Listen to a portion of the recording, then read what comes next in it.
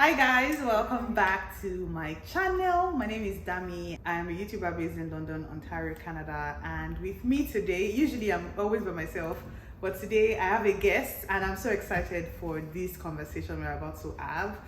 She is in Chem and I'll let her introduce herself. Hi, my name is Nkem. I'm a new YouTuber based in Toronto. I'm a student and I'm happy to be here.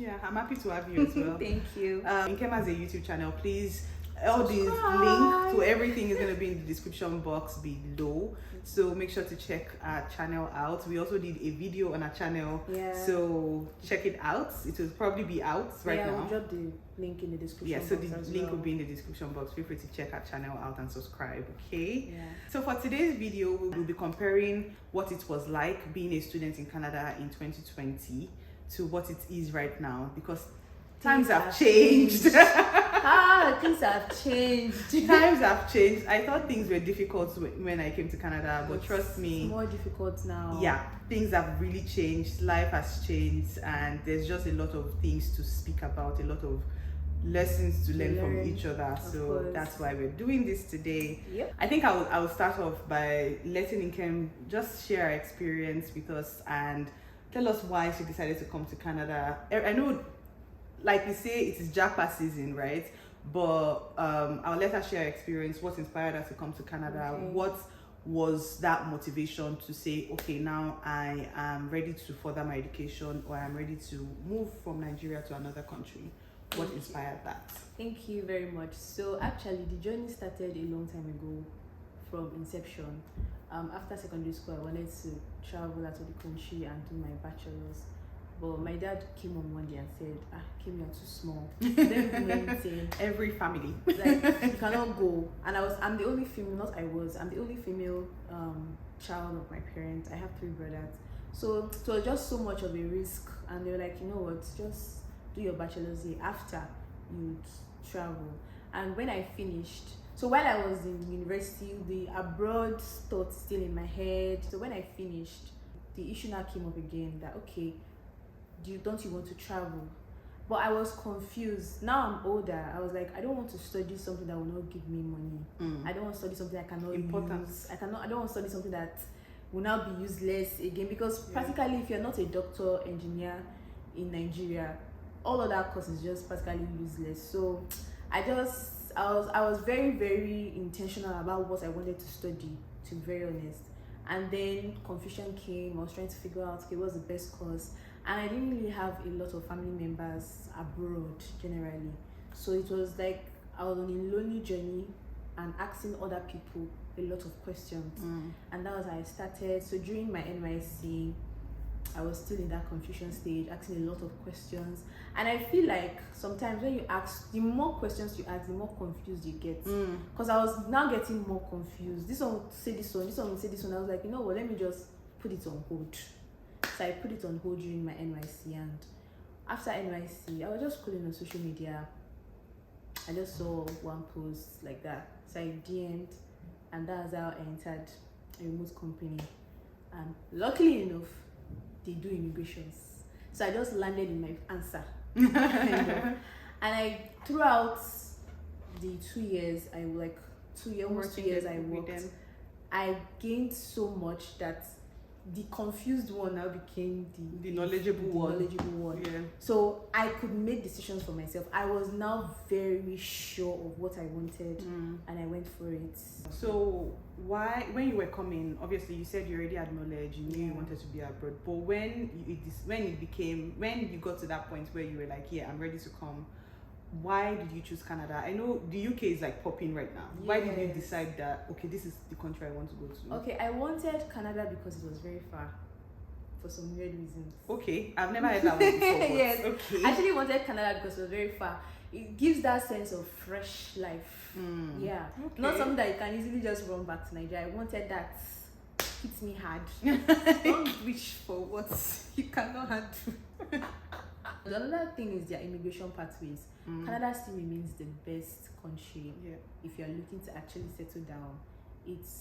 There's this settlement, like you can, if you play your cards right, you can settle down faster. No shades, but the UK doesn't really have it. Yeah. I heard that Canada is one of the best countries in the world. Like, it's a well-developed country, and I wanted that for myself, so that's why I chose Canada. The course you're currently studying, is it related to what you did previously in your bachelor's? Nope. Okay. But it's related to my work experience. Okay. So I studied environmental biology in University of Benin, and I didn't want to have any relationship with that course at all. Like, I just wanted to deassociate myself. That's why I wanted to study. So it's not like I could not have, if I wanted PR, I would have done it from Nigeria, but I wanted to study to change that narrative, and that's what I wanted to do. So just because, let's say I tell you, okay, PR is better for you, and you're like, but you're a student. No, I wanted to study actually. So that's why I'm studying project management. Yeah, because my work experience is related to projects. Yeah. So moving on from there, I think we should talk about our experiences. Like, everybody on my YouTube channel knows at least part of my experience coming to Canada. Yeah. I've carried you people along from like the day I entered Canada up until this point. So I think we should start from you, or maybe I should start actually to share my experience and look at the differences or similarities between that experience coming as a student in 2020 and what it is like in 2024. So if you guys are familiar with, or if you are new to my channel, I came in 2020, December of 2020. My program started 2021 January, and it was COVID. Everything was locked down. It was not, my program was fully online. It wasn't easy doing like school online. I couldn't meet people. I didn't have friends. It took me a long time. Even in Nigeria, it was very, very difficult. Right. So it took me a long time to make friends. It took me a long time to actually understand the system. So it was just a struggle. It was school. Then I eventually got a job that was also very isolating because I was working in a retirement home as a caregiver, and working in a retirement home during COVID, you couldn't do a lot of things. You can't do too much because you understand you are taking care of elderly people. Any little exposure to anything, it can affect them, right? So it was very isolating. That period was a very isolating period, and it was just different from what it is like after COVID or before COVID. So coming to Canada now, after COVID, things have settled down. Everybody has moved on. You are back to school in person. What is that experience like for you? I think COVID really affected a lot of things. Even though it's post-COVID, the effects of that lockdown would continue to be here. Like, it's here to stay. I would say, apart from the fact that there's no like online restrictions, it's still normal. So do you think it has helped you doing classes in person? Do you think it's helped you settle into Canada better or faster? Because for me, I didn't really settle into Canada really easily. I had family, like I lived with a family. So aside that, right? Imagine if I didn't have a family. Very crazy. It would have been so difficult. So aside the family that I had, I didn't have friends. There was no social gatherings. I couldn't even go to church. So just imagine how actually for me, right? Nothing beats physical interaction. Yeah, for sure. So as someone that actually came alone, like without coming to stay with somebody, trying to figure out everything by yourself, I think it helped. To be very honest, I think it helped because I'll go to class, I'll interact with, meet new people, meet new classmates, my lecturers, professors, just interaction. And then I come the next day, and then I go to events, because I was really involved in a lot of things. I just wanted to like involve myself in a lot of things. So I think it's actually, I didn't even go to school. Like the only reason I went to my college that I finished from in Canada here was because it was, I didn't go for, we didn't have graduation. That was how bad it was. The only reason I went was because when I wanted to start writing my IELTS, my second IELTS in Canada, I needed a quiet space. So they had opened the school, but only for people that were doing some specific courses. So I would go there, I would go to the library. It was almost empty. Like, you would barely meet anyone. That's a very depressing time. It was a very depressing. It was Thank very God I didn't depressing. arrive because we're mad. It was very depressing. Yeah. Just let's dwell on depression. So dwelling on depression, everybody knows that Canada has like one of the craziest winter in the world. I think it's like number 3 when it comes to crazy. Let me even tell you winter. about their summer. It's not even summery. Oh, you haven't experienced winter. It's not even summery because I still date hot water till tomorrow. So I don't know where's there's sun, quite alright. Go outside, you still be wearing coats. So okay, so I think I think we'll come back to the topic of winter depression because you haven't really experienced. Yeah, I've not really winter. Experienced it. Yeah, maybe when we do a second video No problem. sometime after winter, we'll speak about winter depression because winter depression is real. But when you came to Canada, I came in spring. Yeah, you came in spring. So moving from Nigeria to Canada, what was that shift? Did it create a shift? Do you think there was a shift in your mindset? You know, when you are in a country that you grew up in that country, there's a way you think. Do you think Canada shifted your mindset when you got into this country? Yes, absolutely. And it's even what forced me to actually go public with my business. That's Nova. Yeah, she has a consulting business. So please check it out. We will link it in our description box and our YouTube. So when I came, as someone that has spoken to over 700 people in Nigeria, people in US, people in UK, people in Canada, I felt like I had it all figured out. But even this YouTube video you are watching right now, no amount of YouTube video can prepare you for your own experience. Yes, that's very true. It can help. That's why knowledge is very, very powerful. Knowledge is key. And you need friends, family from back home to actually understand you and remind you of why you are in this journey in the first place. One of the biggest shock of my life was Canada has a DIY system. There's a way, even though you came with 100 million naira, there's a way you will just do some things yourself. Like you cannot outsource it because by the time you think about the process, you just outsource. You're like, let me just do it myself. There's a way. The country has a way of making everybody the same category. Nigeria has this classism. But Canada, I'm not really seeing it. Yeah, everybody's because on the my same first level. Uber was Tesla. When the Tesla came, I was just like, is it for me? Or there's somebody else behind me. Is it for me? So it gives you that it elevates your mindset. Let's leave the whole Japa bandwagon and everything. It's Canada actually elevates, like your mindset will just shift from 10 to 100 sharp, because you just be saying things that are luxury in Nigeria. They're just normal things.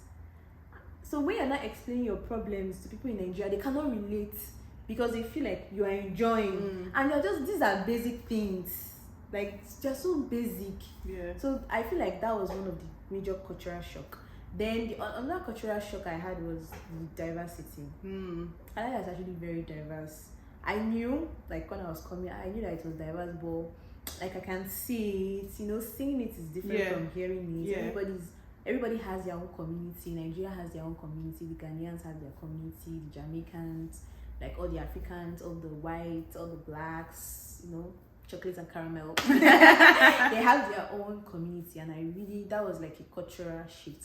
Now that you're in Canada and your goal obviously is to remain in Canada after school, Abby. Yes. As you know. So for me, when I came, my goal was also to remain in Canada after school. And I felt, like you said, I felt like I had it figured out until things happened, COVID happened, there was no draws and all those things. So I started planning my escape routes like really quickly as a student in Canada and during that time because I had 1 year work experience, right?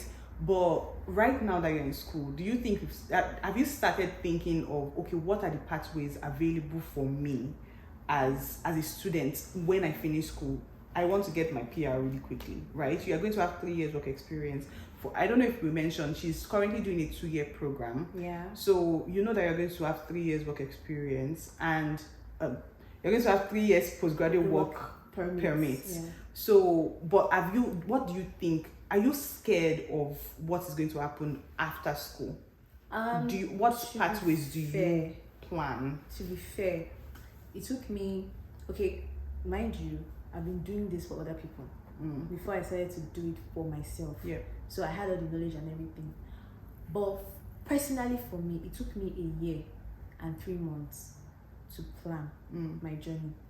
And I'm the kind of person that I like to see the ending before I even start. But it's not really advisable because times change. Yeah. If I had done some certain things, I would have gotten my PR by now. But I was just planning. But and I'm sorry actually to interrupt you. Do you think a student can get PR of course, when they're in school? Of course, I have clients who have gotten their PR. I'm currently working with one. She's already on the pool.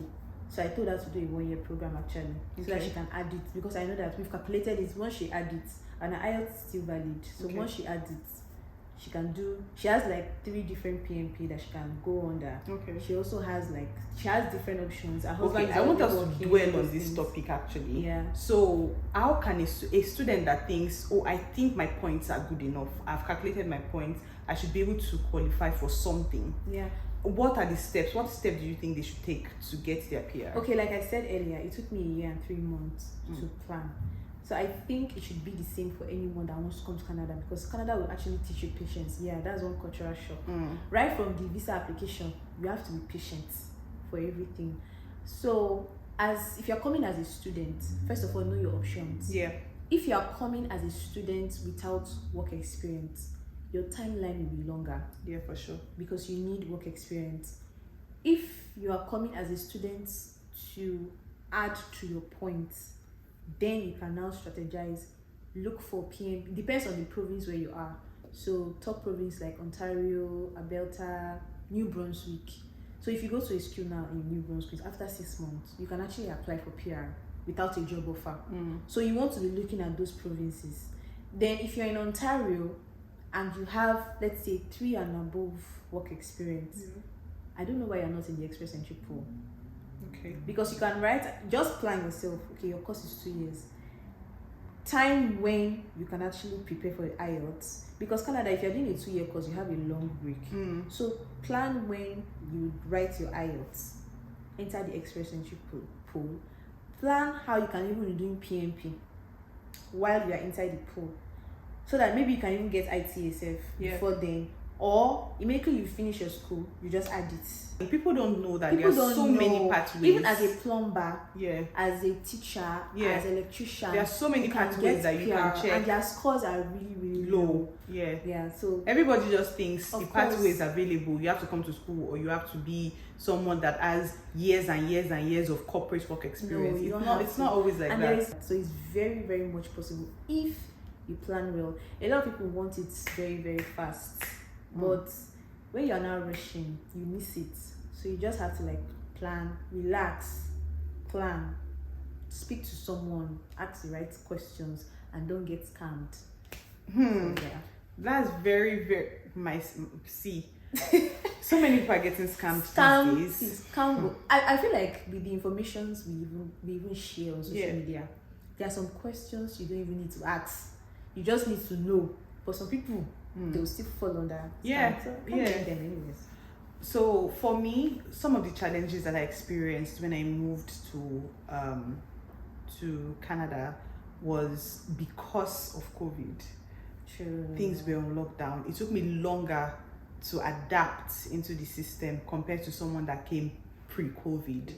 So in your perspective now, what challenges have you faced so far that you think if you had known, maybe if you had some information, you wouldn't have faced it? Or it's just challenges that happens to anyone? What are some of those challenges that you've experienced so far? To be very honest, as someone like me that actually I'm knowledgeable, I think I didn't know I was coming to Toronto. I feel that somewhere in my chest. I always, this is no joke. I always tell people, do not come to Toronto. It is now me. So, but how did you land in that situation? I didn't know that my program was the campus was in Toronto. Okay, so what school are you currently in? I don't want to mention it. Okay, so I thought it was in. So they have like an annex. Yes. Okay. I didn't know. Okay. It was after I got in my visa. They now deferred my admission. That was when I knew. Oh. And I was like, I'm not coming. I don't want to. So why don't you want to? What was the reason why you didn't want to come to Toronto? Because the living expenses in Toronto is very expensive. Toronto is very expensive. Yeah. It's not because I'm here. I always tell people, don't no at Toronto, no, go to here, this one, but yeah, and I think it's just because a lot of times people act out of desperation. Yeah. A lot of people are like, they speak to an agent. The agent is like, I partner with so school. The school is in Vancouver, British Columbia, or the school is in Toronto, Canada. Yeah. And you're like, just apply to anyone. You have to people don't actually research and understand how expensive things are in some cities. Yeah. The average house rents in Toronto for a 1-bedroom, if you're saying, I want to live by myself, 1-bedroom in Toronto, like 2001, 2005, as much as 4,000, 5,000. Yeah, depending on where the area you are in. So just think of all those things. A lot of people don't know, and it's even getting that accommodation is even it's even crazy. It's very crazy. So people don't know. People actually don't. I just feel like understand. It's something that I had to thank God that I had to we have to rough it, but it was unexpected because imagine you're always advising somebody, don't do this, don't do this. Now you find yourself there. It's really a lot of blow because that's why I'm like I have to think like, what do I do next? And I'm happy that gradually, it gets better with time actually. Yeah. So what other aside you coming to Toronto, what other challenge have you experienced so far? Okay, so I moved from Delta to Abuja after school, and after my NYC, I was like, I want to stay alone. So in my head, I was like, let me use it to practice how we live in Canada.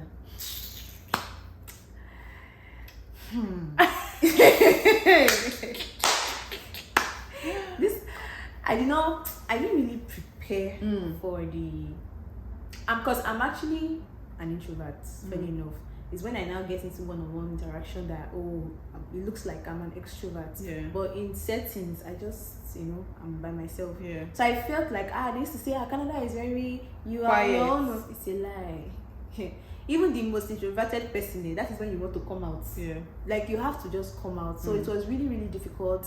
I really miss my family so much. I miss my. So it's not really easy at all. Like in terms of loneliness, it can be really lonely. To be very honest, it can be really, really lonely. And if care is not taken, you can lose it. Yeah, you can actually lose it. That's very so true. I'm happy that at least some schools, not some, most schools have this wellness section. Yeah, I think it's very, very important that you speak to someone, especially as an immigrant, someone coming alone. Yes, as someone no that came, family. no family. Yeah, you have to speak to somebody. See, there will be time, no matter the money, the experience, no matter the sanity you think you have. You must speak to someone. You must have that person that you can call and be like, this is what's going on. Breaking down, and they will remind you of why. Yeah. So it can be depressing when you're by yourself. Even if you have housemates, if you think you have housemates, your housemates don't care. They will come because everybody is busy. Like it's not really their fault, right? It's not their fault. So like everybody's busy. Community do you think people can go into? How do you think people can try to bond and actually meet people? How can they create a social community for themselves? Well, if you're a student, the best place is actually your class, your fellow classmates. If they're Africans, even if they're not Africans, you can try. I'm just saying, like speaking from an African perspective, because it's easier to bond with an African than to bond as an African. Yes. So the best place to build that community is your class. Yeah. The church, clubs, like social clubs. Social clubs, yeah, and gradually you go for networking events. Yeah. You meet people, go for conferences, free conferences. You just apply, you attend, you go, take yourself out to the mall. Just because there are some free places you can actually go. Yeah. Canada has like so many nature, so you can go. Gradually you make friends. So that person will know somebody that knows somebody. Then one person's mutual friend will be your friend, and that's how you do it. Gradually, you that. Keep opening up. I feel like that's one of the benefits of coming in as a student. Yeah. Because you have that window to do all that. Yes. Before you now start into life world. But if you're coming as a PR alone, that's very hard. Yeah, because the first thing is, I want to start settling in. Let me know how to get a job and all those things. And to be fair, because if you're coming as a PR, you have a lot of benefits. I would even advise you even study, because it's somehow free. Use that avenue to build a community, because you're actually coming in with like a citizen, basically. You're coming in like with a lot of benefits. So I feel like you should use it very well. Go to churches. I'm not saying don't go to church to serve God, obviously, but I'm saying churches people because as well. Don't isolate yourself. Make that conscious effort to come out. Another way that for me, in the city I live in London, and there are several like communities. There are groups that you can join. There are WhatsApp groups. There's a WhatsApp group that is called Nigeria City or City Zone. There's or something one like I that. have, Nigeria and GTA. Yeah, so there's every city you find yourself, there will be a community like that, and those community, it can just be a WhatsApp community, but they have events, they have like social activities, picnics. Yeah, they have picnics. They even do, like in London, our group does October 1st Day, Nigerian Independence Day, and they go all out. It's always very big. Those kind of activities, go for them. Try to meet people, try to connect with people. Also, that's how you get jobs too. Yeah, I was going to say that. Also, if you are looking for a job like that in Canada, they take reference so seriously. Like if you reference someone, or if you refer someone to a job, they would believe that you cannot refer someone that is an idiot.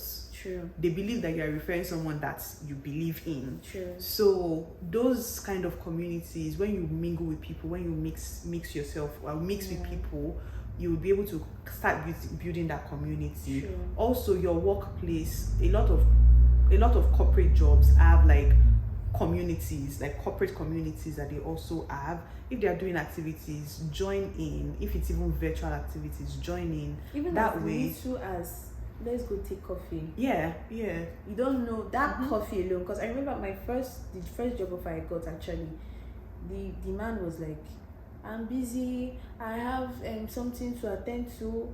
I said, sir, can I come? Yeah. And he was like, actually, if you can, no problem. And that's why I just went. Because sometimes phone conversations, it limits you. It's very limiting. Just if you can, just go and see them. Yeah. That's how you get. Okay, I think we'll end it on the job matter, right? Yeah. So, like I said, my first job was a personal support worker, PSW, and it was the job in demand at that time. Like almost everybody was getting PSW roles because the country needed it.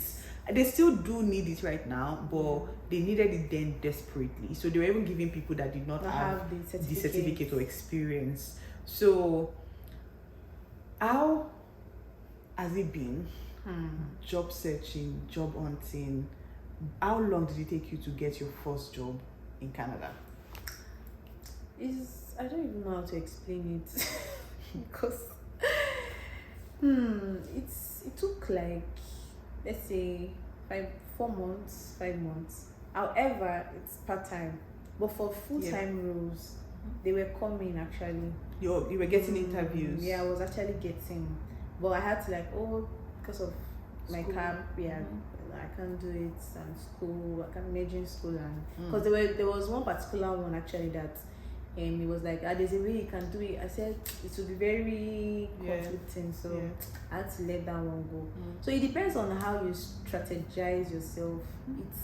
it's very tough. Not it can. It's very tough. Yeah. Let's not sugarcoat it. It's tough actually. Yeah. It's really really tough. You have to meet people. You can use agencies as an international student. You can just register for agencies. Always call them. Apply on Indeed, job bank. It's very very like tough actually, but actually gets better with time. When you get your first job, you get more jobs. Yeah, that's how it is. When you get your first job, get more jobs. So one thing that I'm going to say is that as a new person in Canada, especially a student, don't neglect any job. No. Any job that comes your way, it's not like you should not filter jobs. Don't take just anything. If you feel like you can't take that job, like I said, I think I said this on your channel. I worked in Dollarama, which is a retail store. I did it for 1.5 months and I couldn't. So there are some jobs that you do and you know that you cannot. Filter some jobs, but while filtering jobs, still make sure that at least get your legs into something. True. There is no job that is a waste. Exactly. The only point where it becomes concerning is when you get settled in a bad job. When you get settled in a job that you don't like, or a job that will lead you nowhere. If, for instance, someone that is a doctor that comes to Canada as a medical doctor, have you been working as a cashier for the past 3 years? It doesn't make sense. Once you settle, once you feel like, oh, this is what I got, let me just keep doing it as long as it's paying my bills, that's where the problem now comes. Try to keep getting better, try to keep getting new jobs, try to keep improving yourself so that you don't remain in one position. But those first jobs that come as a new immigrant, don't neglect them. Take them. You would learn something. I always say that every job that I've done in Canada has taught me something. In one way or the other. When I was working at the PSW, I learned something on that job. When I was working in the retail store, I learned something on that job. When I was working in customer care, I learned something on that job. So every job that I've worked in Canada has actually taught me something that is impactful to what I'm doing right now. True. So that's something that I would definitely say. But I wanted to add to that. So when you're in Nigeria, there are some certain jobs you overlook. Yeah. And it's understandable. Very, very much understandable. But one of the cultural shocks that I had coming here is that every job title, name it, just think about it. They make money. Yeah. If you They think can that pay their bills. Yeah, and the funny thing is, in Canada, it's even jobs that you think that are useless, dirty jobs that are making the most money. Because as an international student, especially, it depends on how your age, how you are coming. You're coming with you left luxury back home. You say, I didn't know me that I was working, I'm earning 6 figures. Leave it 8 figures. Leave it there. Yeah. Come here with fresh mind. With fresh mind, and you're actually going to make it. Because it's those jobs, because you don't know who you will meet. Yeah. Because everybody here, you don't, like, from the boss to class to just church, you don't know who you're like going to meet. Someone that you can meet someone on the bus that is a manager, that is a CEO, founder. It's Nigeria that people say, you're jumping boss, they you don't must do be that. a poor man. Like, they all so don't look down on all don't those look down roles, on because anybody. like I won't like tell my family members, leave your family members tell them first. I'm working in settle yourself, balance, and then you can live big. So yeah, that's how it is. All right, thank you so much. Do you have any parting words that you want to give? I'm the first to actually travel from my family. Nuclear extended. We are breaking chains. So I was very intentional about every single thing. I did not want try and error. I got my visa in first try. I did not want anything to affect me, and I ended up gaining more knowledge, and I was not helping other people as well. And she's still currently helping people. Like I said, reach out to her. She's your plug for some, like, she will answer some of your questions that you have about coming to Canada. And it's at a cost, so you should not reach out to her if you're not going to pay. So, but what I would say to every single person is, first of all, have an idea. of what you really want. Yeah. If you don't really plan yourself, that's why you see some people, they come and say they're not going to seek asylum. Yeah. You see some people, they just start making mistakes. Lack of information or too much information. I feel like even me myself, sometimes I can be a victim of too much information. Yeah. But thank God for wisdom, and we're trying to narrow our focus, because it's very easy to know so much, and when it now comes to your own self, you now be asking yourself, oh yeah, which one now? You now end up wasting time. So that's what I would say. All right, thank you guys so much for watching this video. If you have not subscribed to my channel, please subscribe right now. We're on the road to 15k subscribers before the end of 2024, hopefully. Subscribe to any K you want to get me, because we are still growing actually. Let's just went public. All right, thank you guys so much for watching, and I'll see you in my next video. Bye guys. Bye.